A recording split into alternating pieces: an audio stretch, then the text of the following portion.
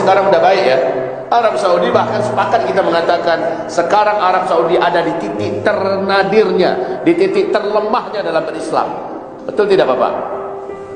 Bahkan Pangeran Salman di bulan April kemarin di acara televisi resmi, dan tidak ada sedikit pun ragu-ragu mengatakan, saya menolak seluruh hadis-hadis Nabi Muhammad sahih ke bawah. Hadis sahih ke bawah ditolaknya semua. Yang diterimanya cuma hadis mutawatir, karena dia sama kekuatannya dengan Al-Quran. Kalau begitu Bapak Ibu yang kami muliakan, paling-paling hadis Nabi 1/8 cuma yang mutawatir, 78 lainnya ditolak semua. Hadis sahih Bukhari, sahih Muslim, semua ditolak. Maka wajarlah kalau hari ini Arab Saudi sebagai benteng terakhir penegakan secara Islam di dunia jebol sudah. Arab Saudi menuju kepada kefasikan yang paling permanen, Pak. Kalau baca lihatlah bagaimana perangai muda-mudi sekarang di Arab Saudi, bahkan orang tua. Baju-ubahnya pakai sal, pakai igal, tetapi berjoget-joget. Madu-adu botol yang sudah isinya minuman keras. Ya, mereka mengundang penari-penari India, penyanyi-penyanyi hot dari seluruh dunia. Mereka mengadakan acara-acara yang tidak patut, tidak pantas. Bahkan di Indonesia pun masih kita katakan itu tak patut, tak pantas, tapi dibuat di sana. Jadi pada fase keempat, kefasikan dan maksiat memang menyebar merajalela. Para ulama di Arab Saudi ribuan yang ditangkap, sedang khutbah, sedang ceramah, sedang di rumah, sedang acara seminar, di depan publik ditangkap-tangkapi, masuk penjara sekarang. Itu Arab Saudi loh Pak. Setelah sebelumnya seluruh negeri Arab berlomba-lomba menangkapin para ulama. Ya, agar Bapak Ibu mengetahui keadaan kita sekarang ini. Nah, kalau para ulama-ulama yang lurus-lurus ditangkap-tangkapin, apa yang terjadi berikutnya? Kedua, kefasikan, dolalat, aliran-aliran sesat diciptakan oleh Barat, diciptakan, didanai oleh Eropa, ya, dan sengaja dimunculkan sampai kepada tingkat ada aliran yang mengkafir-kafirkan semua kelompok di luar kelompoknya, ya, semacam ISIS dan sebagainya. Mereka ini ditopang sehingga pada akhirnya umat ini pecah-pecah, lalu sesat. Banyak umat ini yang menyimpang dari jalan yang lurus. Kalau pemerintahan Islam yang berdiri di dunia, tugas pemerintah yang terkuat adalah menutup pintu-pintu maksiat dan menjaga rakyatnya, umat Nabi Muhammad jangan sampai sesat dari jalan yang lurus. Ini kewajiban pemerintah. Tetapi fase keempat ini bukan pemerintahan Islam yang memimpin dunia, bukan. Saat ini pemerintahan yang ada di muka bumi, kata Rasulullah, mulkan jabariyah. Sampai di sini tatangko nak pelajaran awak Pak. Lai tatangko. Iko jangan katakan karih nak pelajaran duyama. Bukan masalah karih. Ini pelajaran akhir zaman. Kalau pelajaran akhir zaman memang suntikannya agak sedikit ekstrim, supaya kita juga tidak tanggung-tanggung hati kita menghadapi akhir zaman ini. Kalau Bapak Ibu sepakat, Ibu setuju, maka otomatis Bapak Ibu juga akan mengeluarkan semua potensi untuk mempersiapkan diri, menyelamatkan qu anfusakum wa ahlikum nar. Jaga dirimu, jaga keluargamu dari api neraka Allah Subhanahu wa taala. Tidak main-main, Pak. Pak, setelah kesesatan menyebar di mana-mana, maksiat juga beredar. Bapak Ibu sudah tahulah bagaimana moral anak-anak kita sekarang, Pak, ya. Jangankan tingkat kuliah, SD saja sekarang sudah berhasil dan bisa anak SD yang lain. Nggak tanggung-tanggung di depan kawan-kawannya rame-rame, karena ada tontonan yang mereka tonton. Mereka dengan leluasa bergaul dengan handphone. Sesuatu yang paling kami khawatirkan, kita khawatirkan, para pendidik generasi paling khawatir dengan handphone di tangan anak-anak. Dan hari ini karena daring ke daring, ya, apa yang mereka sebarkan dengan COVID dan sebagainya, akhirnya mereka dapat mengambil momen yang tepat untuk menghancurkan generasi.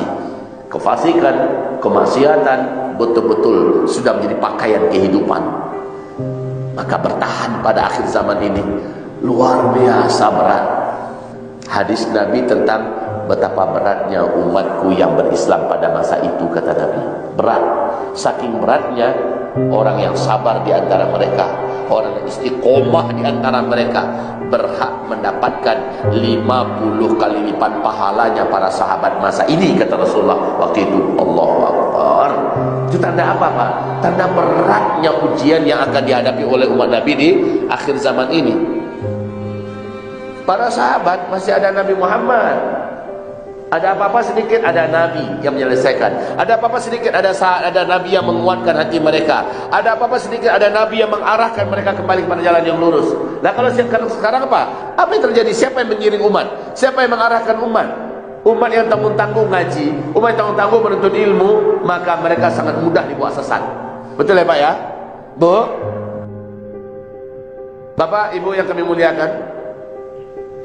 Jadi kesyirikan seperti yang Allah firmankan dalam Al-Quran surat An-Nur ayat 55, di akhir zaman kesyirikan seperti atmosfer di mana-mana terhirup oleh umat Nabi Muhammad.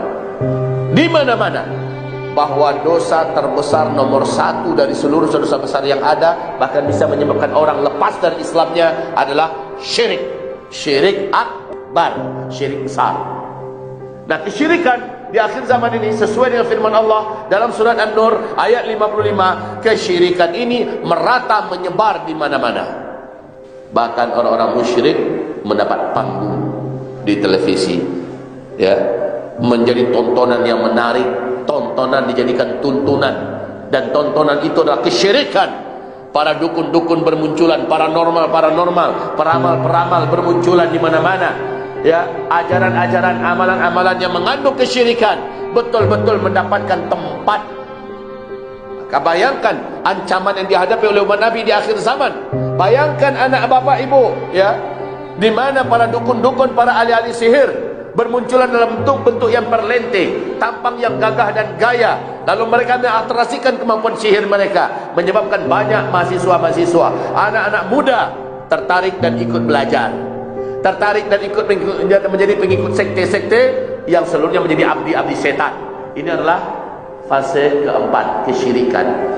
Hasbunallah, ni'mal wakil, ni'mal maula, ni'mal nasir. Ingat wahai Bapak Ibu, kalau Bapak Ibu umpamanya selamat karena dari pelajaran-pelajaran Bapak selama hidup ini jadi pegangan, apakah ada jaminan anak Bapak Ibu bisa selamat?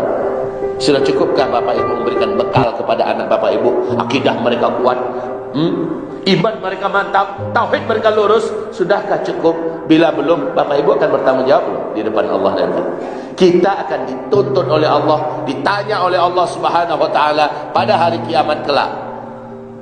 Kalau bapak masuk neraka, belum tentu anak akan ikut ke bawah. Tapi kalau anak masuk neraka karena kelalaian kita, kita pasti ke bawah. Betul Ibu? Maka hendaklah khawatir, hendaklah takut orang-orang beriman kalau meninggalkan di belakang mereka generasi-generasi yang lemah. Lemah yang paling dikhawatirkan di sini adalah lemah agamanya, lemah akidahnya, lemah imannya, lemah tauhidnya. Ini yang paling dikhawatirkan. Baru yang lain-lain, lemah ekonomi, lemah pendidikan, lemah fisik, lemah kesehatan, baru yang lain-lain. Tapi yang paling dikhawatirkan lemah itu adalah lemah agama. Kalau kita miskin di dunia, tapi agamanya kuat, insya Allah surganya selamat. Dan itulah kehidupan kita sesungguhnya. Kalau kita tidak berpendidikan di dunia, hanya tamat SD, bisa jadi SD juga nggak pernah selesai, insya Allah agamanya kuat, dia selamat di akhiratnya. Kalau seandainya kita tidak bisa menguasai politik, karena memang kita politik dikadalin terus, ya sudah, selama agama kita kuat, di akhirat kita menjadi pemenang dan menjadi raja-raja di dalam surga.